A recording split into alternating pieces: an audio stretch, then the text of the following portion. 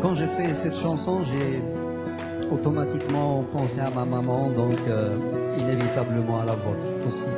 Je me souviens, je devais avoir 7-8 ans, pas plus. Nous étions en Kabylie.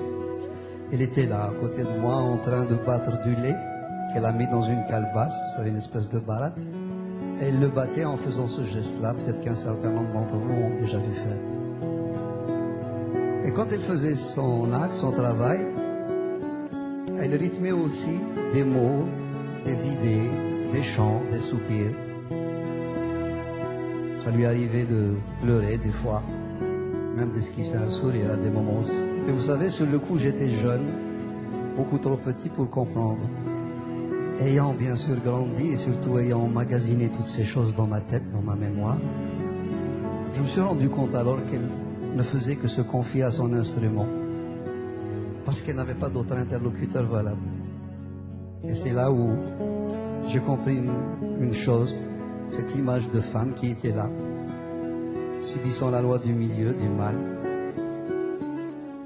et qui se confiait donc à une chose inerte. Et c'est là où j'ai compris une chose assez importante dans ma vie, c'est que s'il n'est déjà pas évident d'être une femme en général dans n'importe quelle société, qu'elle soit moderne, avancée, aboutie ou non, je crois que ça l'est encore moins dans des sociétés à forte tradition telles que la mienne.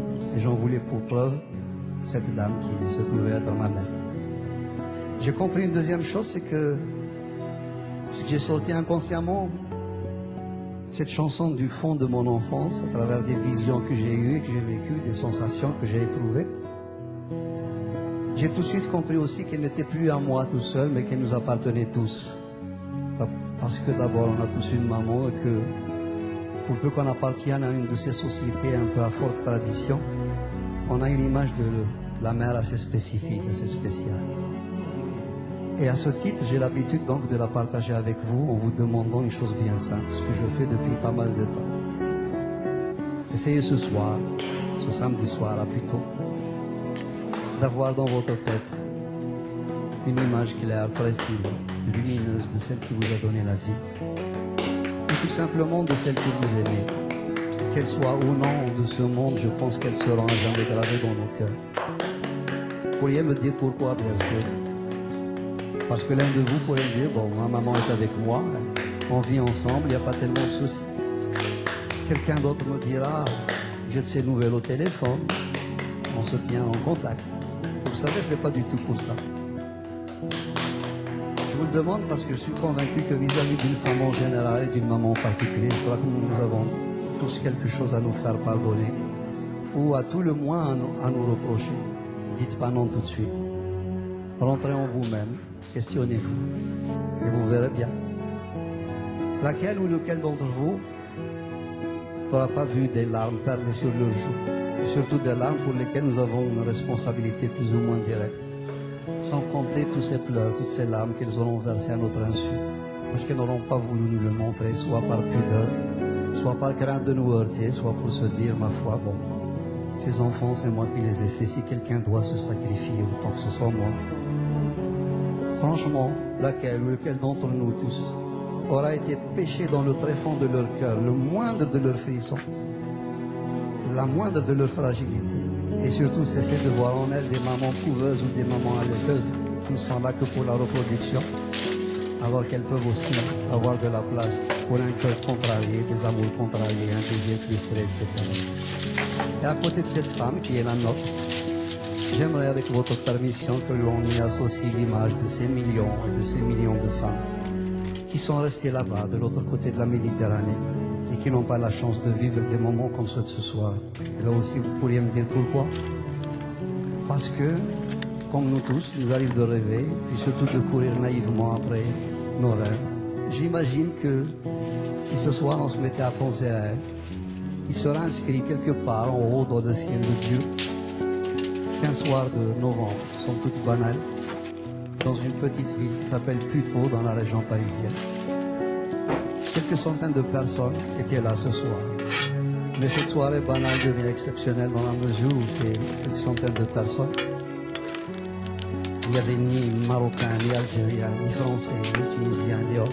Il y avait simplement quelques centaines de cœurs qui étaient là, les uns à côté des autres. prêts à sortir d'eux-mêmes ce qu'ils ont de meilleur en émotion, en amour, en tendresse. Et que dans un élan commun, en pensant à elle, bien sûr, j'imagine une boule émotionnelle monter dans le ciel, traverser la mer et puis aller s'éparpiller en millions et en millions de petits morceaux, chaque petit morceau étant un tout petit peu de bombe dans leur cœur meurtri. C'est à ce moment-là où cette fois-ci, je suis sûr que ce n'est plus un rêve, on se dira dans un coin de ciel que ce soir-là, dans cette petite ville de Puto, ces quelques centaines de gens ont fait quelque chose de magnifique.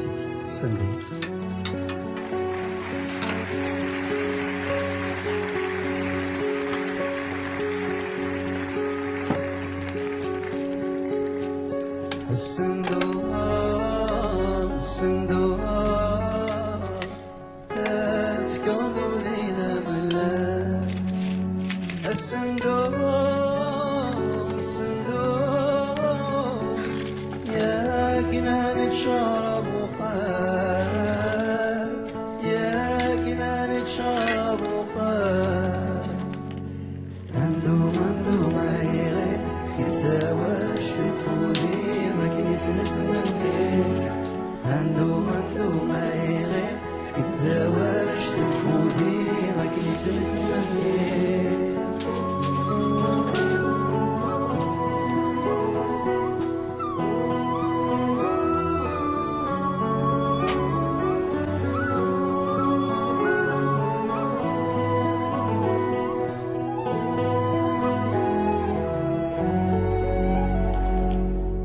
سيدي حزني فالسن ديك ما يسعي غد البضنا ولما رزيت والسن حفي الزوزني دشنا نوزا دور من السندو تغسيد وطغراني الهوى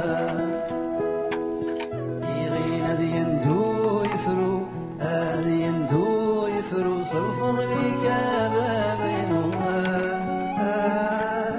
سالفضلي كابا